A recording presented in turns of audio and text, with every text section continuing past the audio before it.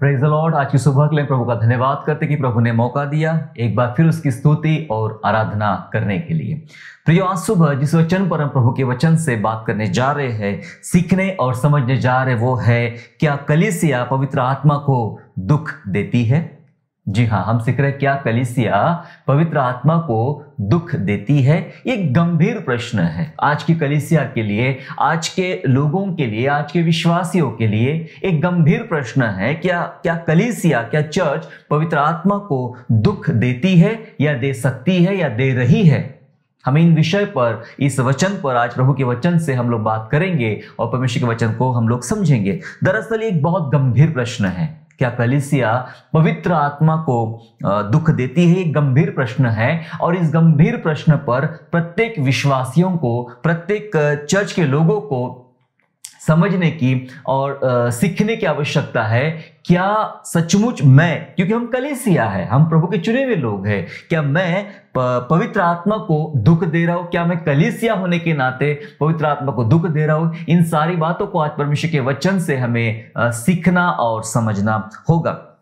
मेरे प्यारो, जब हम पवित्र आत्मा की बात करते तो हमारे सामने कुछ चित्र आ जाते हैं, कुछ बातें आ जाती है। वो बातें इस प्रकार से होती कि पवित्र आत्मा ये करता है, पवित्र आत्मा वो करता है, पवित्र आत्मा के काम ऐसे होते हैं, पवित्र काम वैसे होते हैं। ऐसे बहुत सारी बातें हमारी नजर के सामने आ जाती है। और सबसे पहली बात जो आती है पवित्र आत्मा के सामर्थ के काम। सबसे ज्यादा जो बातें हमारी नजर के सामने आती है वो होते हैं सामर्थ के काम। सामर्थ के कामों में मतलब ये है मेरे प्यारो कि वो पावरफुल तरीके से पवित्र आत्मा काम करता है, आग बरसाता है, हवा के समान है और लोगों को चंगा करता है और भीड़ में अपनी चमत्कार करता है। बहुत सारी बातें पवित्र आत्मा के सामर्थ्य के विषय में जो हम बाइबल में पढ़ते हैं वो हमें दिखाई पड़ती है, हमें समझ में आती है। लेकिन ये हो गई पवित्र आत्मा की सामर्थ्य। लेकिन उसके स्वभाव की अगर मैं बात करूं तो उसका स्वभाव इन सब बातों से पूरा विपरीत है। वो शक्तिशाली है, सामर्थी है, ये उसका सामर्थ है।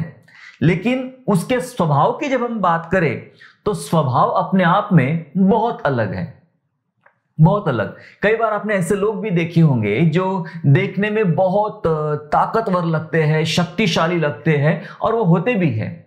लेकिन जब कई बार उनके पास जाने से डर लगता है कि भाई इतना शक्तिशाली है, इतना ताकतवर है, कहीं मुझे चोट ना पहुंचाए, तकलीफ ना पहुंचाए। लेकिन जैसे जैसे आप उस व्यक्ति के करीब जाते हो और यदि उस व्यक्ति का स्वभाव उसके सामर्थ्य से विपरीत है तो समझ में आता है तो बहुत ही दयालु है, बहुत प्रेमी है, मृदुभाव किस्म का व्यक्ति है, सौम्य व्यक्ति है। ये सारी बातें हमें उस व्यक्ति के पास जाने से हमें समझ में आती है। वैसे ही पवित्र आत्मा है।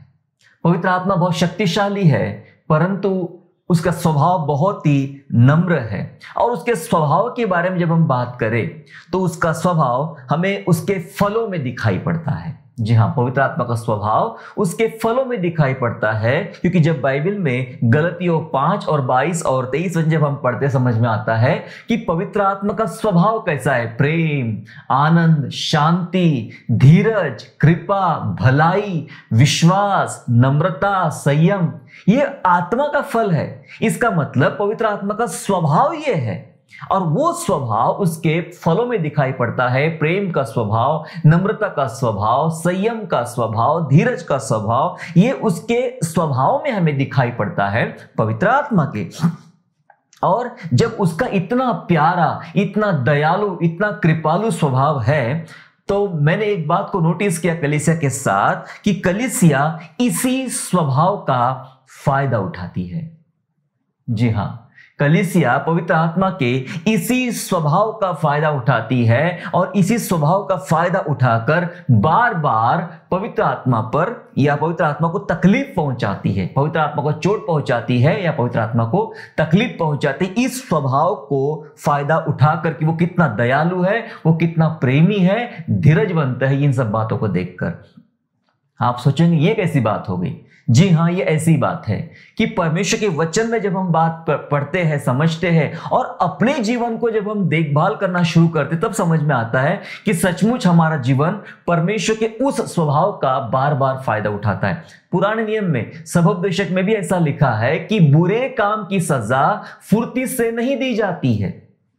बुरे काम की सजा यानी पाप की सजा फुर्ती से नहीं दी जाती है और इस कारण मनुष्य का मन पाप से भरा होता है। उसके स्वभाव का फायदा उठाया जाता है कि वो कितना दयालु है, और उस फायदा उठा उठाकर हम बार बार उसे शोकित करते हैं, बार बार उसे चोट पहुंचाते हैं। तो इन्हीं बातों पर आज प्रभु के वचन से बात करेंगे। क्या कलीसिया पवित्र आत्मा को दुख देती है? कुछ बातों को जानेंगे प्रभु के वचन से और फिर खुद पर एक फैसला करेंगे, खुद का एक निरीक्षण करेंगे। क्या सचमुच मेरा जीवन पवित्र आत्मा को चोट पहुंचा रहा है, तकलीफ पहुंचा रहा है? इन विषय को प्रभु के वचन से आज हम समझेंगे। पवित्र आत्मा को दुख देने के कुछ प्रकार है जो मनुष्य या कलीसिया करते हैं। कौन से प्रकार है जो पवित्र आत्मा को दुख पहुंचाते, चोट पहुंचाते, इन पर हम बात करेंगे। सबसे पहले जिस पर मैं बात कर रहा हूं वो है दोष भरे संबंध।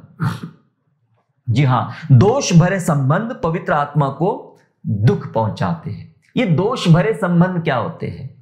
हम जब इस धरती पर रहते हैं और हमारे संबंध लोगों के साथ जुड़े हैं, परिवार हो, मित्र हो, कलीसिया हो, पड़ोसी हो, उनके साथ हमारे रिश्ते, हमारे संबंध जुड़े रहते हैं।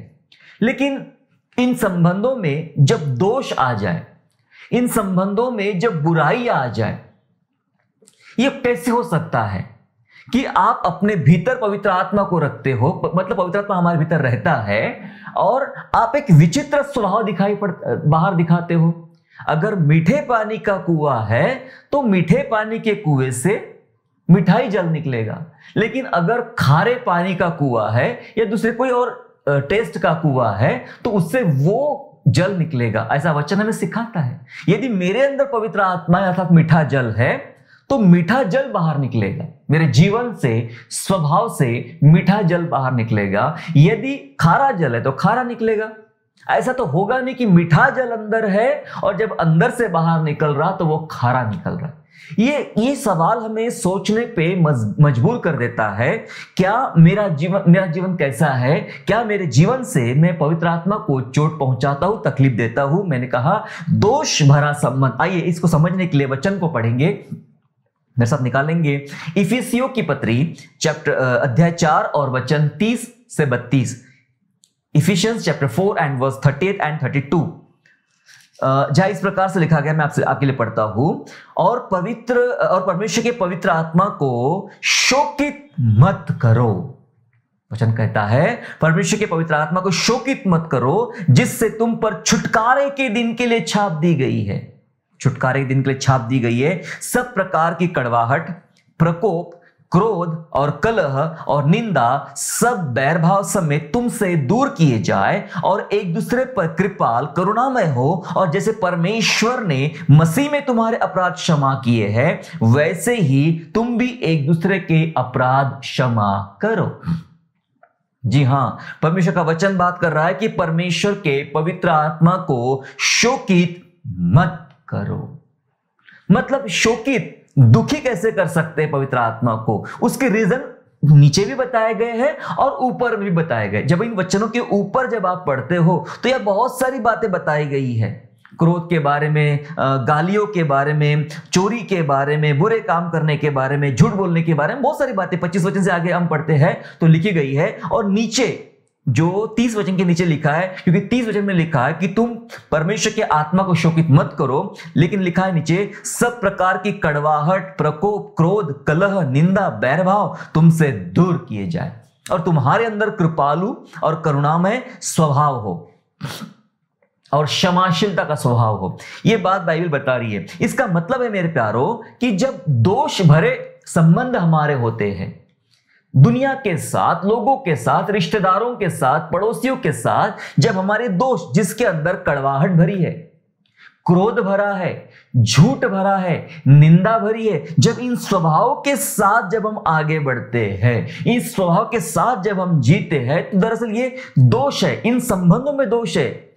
आपके पड़ोसी के साथ जब झगड़ा चल रहा है, कलह चल रहा है, तो आप कैसे कह सकते हैं कि मेरे भीतर पवित्र आत्मा? एक बहुत पुराना गीत है, कुछ है मेरे अंदर काम करता है वो बाहर, जीवन मेरा बदल गया।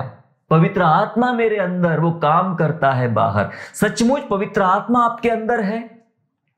यदि पवित्र आत्मा आपके अंदर है तो उसका स्वभाव क्रोध का तो है नहीं, कलह का तो है नहीं, बैर भाव का तो है नहीं, झूठ का तो है नहीं, निंदा का तो है नहीं। उसका स्वभाव तो करुणामय है, कृपाल है, क्षमाशील है, धीरजवंत है, विश्वासु है, प्रेमल है, दयालु है। ये स्वभाव जो हमने अभी गलतियों 5 में देखा।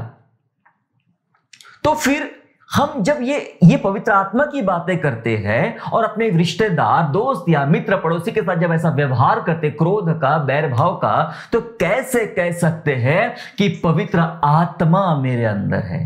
कैसे ये गीत गा सकते हैं? कैसे ये प्रार्थना कर सकते हैं? थोड़ा सोचना होगा इस बात पर प्यारो हमें। क्या सचमुच मेरा जीवन, क्या कलीसिया होने के नाते मैं परमेश्वर के आत्मा को दुख पहुंचा रहा हूं? बाइबल के अनुसार जब ये दोष भरे संबंध होते, हमारे संबंधों में, रिश्तों में जब दोष आ जाते हैं, तो यही सब बातें पवित्र आत्मा को चोट पहुंचाते हैं, दुखी करते हैं। लिखा है पवित्र आत्मा को तुम शोकित मत करो, मतलब जब तुम ऐसा जीवन जियोगे तो पवित्र आत्मा शोकित होगा। सीधी सीधी बात है कि माता पिता अपने बच्चों को बहुत ही अच्छी बातें सिखाते हैं और वो बच्चे बाहर जाकर बुरे बातें करते हैं, बुरे काम करते हैं, तो इसका मतलब उन्होंने क्या किया? उन्होंने अपने माता पिता को शोकित किया, निंदित किया, उन्हें तकलीफ पहुंचाई, उनकी भावनाओं को, उनके विचारों को उन्होंने तकलीफ पहुंचाई है। सीधी बात है। वैसे ही पवित्र आत्मा के साथ होता है मेरे प्यारों। हमें जांचना है, क्या सचमुच मैं ऐसा जी रहा हूं जैसा वचन में लिखा गया है?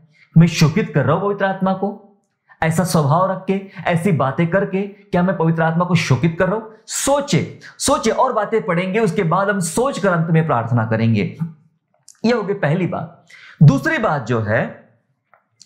बात ऐसी है कि नैतिक बातें, जी हां, जो जगत संसार में जीने के लिए हमें जो जिन नैतिक नियमों का, बातों का पालन करना होता है, नैतिक बातों में अपवित्रता, नैतिक बातों में, नैतिक जीवन में जब अपवित्रता को हम लाते हैं, तब ये अपवित्रता पवित्र आत्मा को तुच्छ जानती है, तुच्छ जानती है। जीवन की जो नैतिक बातें होती है, और इन बातों के अंदर जब हम अपवित्रता को डाल देते हैं, तब ये अपवित्रता पवित्र आत्मा को तुच्छ जानती है। कैसे? मेरे साथ निकालेंगे। उसके लिए हम निकालेंगे पहला थिस्सलुनीकियों, हम लोग निकालेंगे पहला थिस्सलुनीकियों, और उसका निकालेंगे अध्याय 4, 1 थिस्सलुनियंस चैप्टर 4 वर्स 7 एंड 8, 7वां और 8वां वचन हम लोग पढ़ेंगे चौथे अध्याय का, जहां इस प्रकार से लिखा गया है,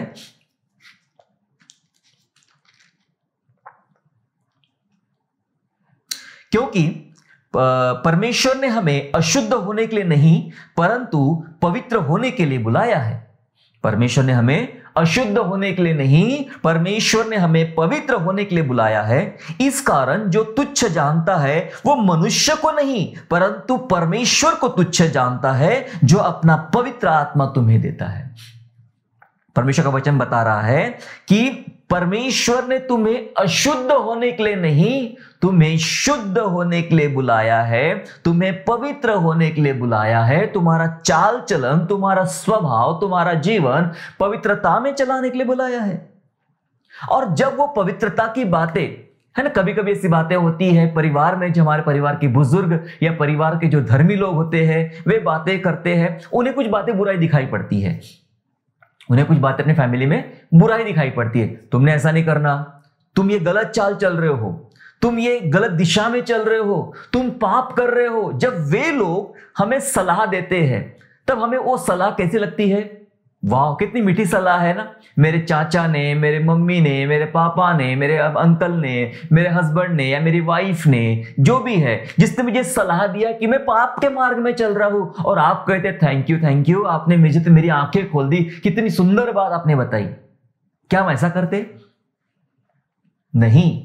अक्सर ऐसा होता है कि लोगों को ये सारी बातें गुस्सा दिलाती है कि तुम्हारी हिम्मत कैसे भी मुझे पापी बोलने की, तुम मेरे बारे में जानते ही क्या हो, तुम मुझे ऐसा कैसे कह सकते हो कि मैं गुनहगार हूं, मैं अपवित्रता में जीता हूं या बुरा काम करता हूं। हमें बहुत बुरा लगता है, और बुरा लगने के बाद हम उनके साथ वैसा ही व्यवहार करते हैं और उन्हें तुच्छ जानते हैं। लेकिन बाइबल क्या बात कर रही है? बाइबल बात कर रही है कि तुम अशुद्ध होने के लिए नहीं बुलाए गए हो, तुम शुद्ध होने के लिए, पवित्र होने के लिए बुलाए गए हो। तो पवित्र होने का मतलब क्या है? पवित्र होने का मतलब ये नहीं होता है कि एक सफेद कपड़ा पहन लो। पवित्र होने का मतलब ये नहीं होता कि लंबी लंबी दाढ़ी या बड़े बड़े बाल बढ़वा लो। पवित्र होने का मतलब ये नहीं होता कि आप गले में क्रॉस लगवा लो। पवित्र होने का मतलब ये नहीं होता कि रेगुलर चर्च जाओ, रेगुलर दान दो। नहीं, पवित्र होने का मतलब हमारे स्वभाव में, जीवन में, रोजमर्रा के कामों में हम परमेश्वर के बातों को, परमेश्वर के कामों को और उसके स्वभाव को जो उसने हमारे अंदर डाला है, उन बातों को हम जाहिर कर सके, प्रकट करें, और वो ज्योति में आए। सारे पवित्र काम, सारे पवित्र काम ज्योति में आए। इन्हीं बातों को कहा जाता है कि तुम पवित्रता में चल रहे हो। बाइबल बात कर रही है तुम पवित्र होने के लिए बुलाए गए हो, लेकिन आगे लिखा है इस कारण जो तुच्छ जानता है। नैतिक जीवन चलते चलते जब बातें सिखाई जाती, चाहे वचन के द्वारा हो, पास्टर के द्वारा हो, या हमारे परिवार के लोगों के द्वारा हो, जो बातें बताई जाती है, लिखा है इस कारण जो तुच्छ जानता है वो मनुष्य को नहीं, वो मनुष्य को तुच्छ नहीं जानता, परंतु परमेश्वर को तुच्छ जानता है जो अपना पवित्र आत्मा तुम्हें देता है। इसका मतलब जो व्यक्ति हमें डांट रहा है, जो व्यक्ति हमारी आंखें खोल रहा है, हम उसे तुच्छ नहीं जान रहे।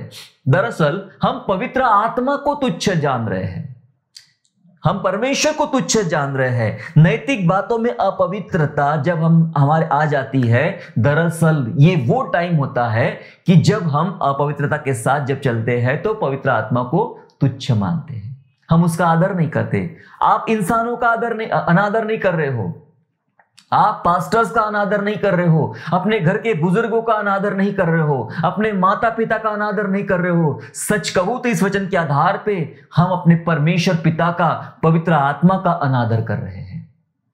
और हम कहते हैं क्या कलीसिया पवित्र आत्मा को दुख देती है या दे सकती है?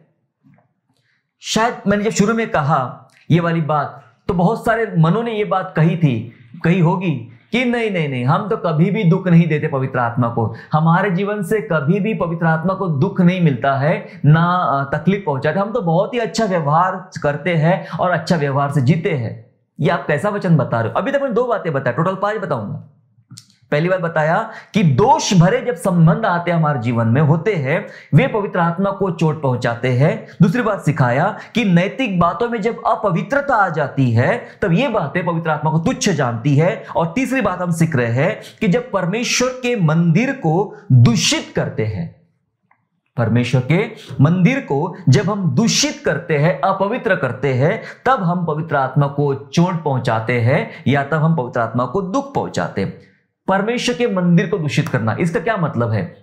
चर्च में गंदगी करना नहीं, इसका यह मतलब होता है परमेश्वर के मंदिर को दूषित करना, क्योंकि बाइबल ये सिखाती है कि पवित्र आत्मा तुम्हारे भीतर रहता है, तुम दाम देकर मोल लिए गए हो, तुम पवित्र आत्मा का मंदिर हो, तुम्हें पैसा दाम चुकाकर, कौन सा दाम था वो? लहू का दाम चुकाकर तुम मोल लिए गए हो, तुम परमेश्वर के हो और अपने देह से परमेश्वर की महिमा करो।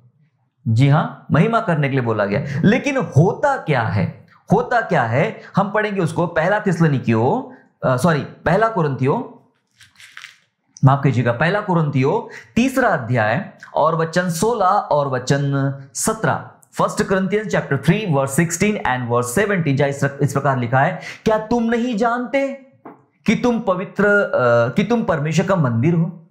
क्या तुम नहीं जानते तुम परमेश्वर का मंदिर हो और परमेश्वर का आत्मा तुम में वास करता है? यदि कोई परमेश्वर के मंदिर को नाश करेगा तो परमेश्वर उसे नाश करेगा, क्योंकि परमेश्वर का मंदिर पवित्र है और वह तुम हो। दरअसल यहां पर जो बातें शामिल है वो होती है अनैतिक बातें, पाप की बातें, अशुद्धता की बातें, लैंगिक जीवन में जो लोग पाप करते हैं, अनैतिक मार्ग में चलते हैं, दरअसल उनके साथ यह बाधा है, क्योंकि लिखा है वचन में तुम परमेश्वर का मंदिर हो, मतलब परमेश्वर तुम में रहता है, तुम्हारे भीतर रहता है। तो ये दोनों का मिलन है, किसका? पवित्र आत्मा का और कलीसिया का, दोनों का मिलन है। और इसके बीच जो रुकावट पैदा करती है, जो बाधा निर्माण करती है वो होती है आपके जीवन की अनैतिकता। लैंगिक बातों में जब आप अशुद्धिकरण में आगे बढ़ते हो, तब ये मिलन जो पवित्र आत्मा और कलीसिया का मिलन है, इसमें प्रॉब्लम हो जाती, रुकावट हो जाती।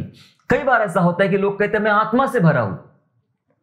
आत्मा से भरे रहना अलग बात है, और उसकी लालसा करना, पवित्रता की लालसा करना, पवित्रता में जीना, ये बातें बहुत मायने रखती है मेरे प्यारों, बहुत ज्यादा मायने रखती है। क्योंकि परमेश्वर के वचन के अनुसार जब हम बात करें तो हमें यह समझ में आता है कि परमेश्वर यह कहता है कि जब तुम अपवित्रता में चल रहे हो, आपका दिमाग क्या सोच रहा है, आपका मन क्या सोच रहा है, आपका तन क्या सोच रहा है, आपके विचारों में क्या कल्पना आ रही, ये सारी अशुद्ध बातें पवित्र आत्मा को शोकित कर देती है। और वो जो पवित्र आत्मा हमारे भीतर रहना चाहता है, वास करना चाहता है, वो संबंध कच्चा हो जाता है, वो टूट जाता है, वो अलग हो जाता है। और यहां पर हम दूषित कर देते हैं उस मंदिर को, पवित्र आत्मा के मंदिर को जब हम दूषित कर देते हैं, तब हम पवित्र आत्मा को दुख पहुंचाते हैं।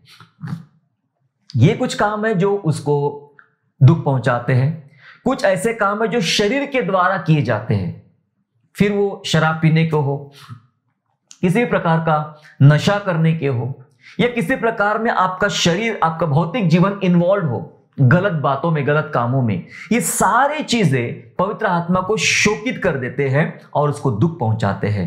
मंदिर गंदा किया जा रहा है, हमें सोचना है क्या मैं कैसा जीवन जी रहा हूं। ये तीसरी बात थी। चौथी बात हम जल्दी से पढ़ेंगे। चौथी बात इस प्रकार है कि आत्मिक जीवन में ढिलाई। जी हां, आत्मिक जीवन में ढिलाई आत्मा को बुझाती है। क्या आपको ऐसा लगता है कि आत्मिक जीवन में जब हम ढिलाई बरतते हैं, ढिलाई रखते हैं, तो ये पवित्र आत्मा को बुझा देगा? तो आत्मिक जीवन में ढिलाई का मतलब क्या होता है? चलो पढ़ेंगे। पहला थिस्सलुनीकियों, हम निकालेंगे पहला थिस्सलुनीकियों और अध्याय 5 हम निकालेंगे। पहला थिस्सलुनीकियों अध्याय 5 और वचन 16 से 20 हम पढ़ेंगे, जहां इस प्रकार से लिखा है, सदा आनंदित रहो, निरंतर प्रार्थना में लगे रहो, हर बात में धन्यवाद करो, क्योंकि तुम्हारे लिए मसीह यीशु में परमेश्वर की यही इच्छा है। तुम्हारे लिए मसीह यीशु में परमेश्वर की यही इच्छा है कि आत्मा को ना बुझाओ, आत्मा को ना बुझाओ, भविष्यवाणियों को तुच्छ ना जानो। वचन कह रहा है कुछ बातें, यहां पर एक्चुअली बहुत सारी बातें हैं, अगर अध्याय पढ़ेगा समझ में आएगा, लेकिन जब हम ध्यान से पढ़े समझ में आता है कि आत्मिक जीवन में जब हम ढिलाई बरतते हैं, जैसे हमारा आत्मिक स्वभाव होना चाहिए, आत्मिक जीवन होना चाहिए, आत्मिक कार्य होना चाहिए, और इसमें हम ढिलाई, जैसा हमें सिखाया गया हम वैसा नहीं चलते, जैसा हमें बताया गया हम वैसा नहीं चलते, या जैसा हमें समझाया गया वैसा हम नहीं करते, इसका मतलब हम आत्मिक जीवन में ढिलाई दे रहे हैं। कई ऐसी ढिलाइयां होती है, प्रार्थना करने में ढिलाई, बहुत सारे लोगों की प्रार्थना करने में ढिलाई है, बहुत सारे लोगों की बाइबल अध्ययन में ढिलाई है, बहुत सारे लोगों की पवित्र जीवन जीने में ढिलाई है। और जब आत्मिक जीवन में हम ढीलापन आ जाता है और हम संसार के जैसे बन जाते हैं, संसार के समान बनते, तो वचन में लिखा है कि आत्मा को ना बुझाओ, मतलब जो आत्मा आपके अंदर काम कर रही है। देखो, आपने कुछ बातें नोटिस किया होगा अपने जीवन में, जब आप चर्च जाते हो, जब आप वर्शिप करते हो, जब आप वचन प्रचार सुनते हो, जब आप संगति में रहते हो प्रभु के लोगों की, आपको कैसा महसूस होता है? बहुत अच्छा लगता है। हमें लगता है मैं बढ़ रहा हूं, कितना अच्छा लग रहा है, कितना अच्छा लग रहा है। मतलब जब तक आपके दिए में तेल डाला गया है, वो तेल जल रहा है, तो आपको बहुत अच्छा महसूस हो रहा है, बहुत अच्छा महसूस हो रहा है। लेकिन जैसे ही वो तेल खत्म हो जाता है, आपकी बत्ती बुझ जाती है। जी हां, पवित्र आत्मा आपके अंदर तेल के समान काम करता है। ऐसा लिखा भी बाइबल में कि वो तेल के जैसा कार्य करता है। तेल का स्वभाव बहुत ही नर्म होता है, शांत होता है।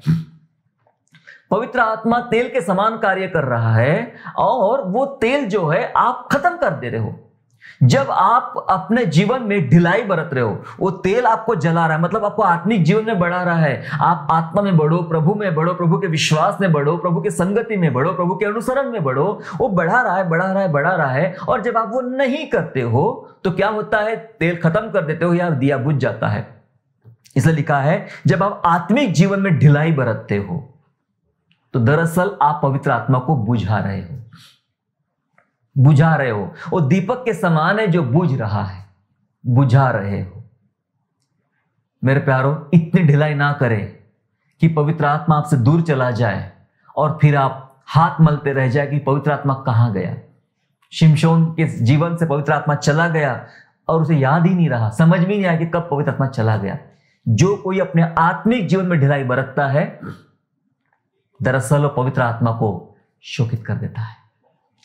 चलिए अंतिम बात पढ़ के समाप्त करेंगे हम लोग। अंतिम बात यह है कि कई बार ऐसा हो जाता है कि लोग विश्वास में आगे चलते चलते चलते चलते पीछे की तरफ मुड़ जाते हैं।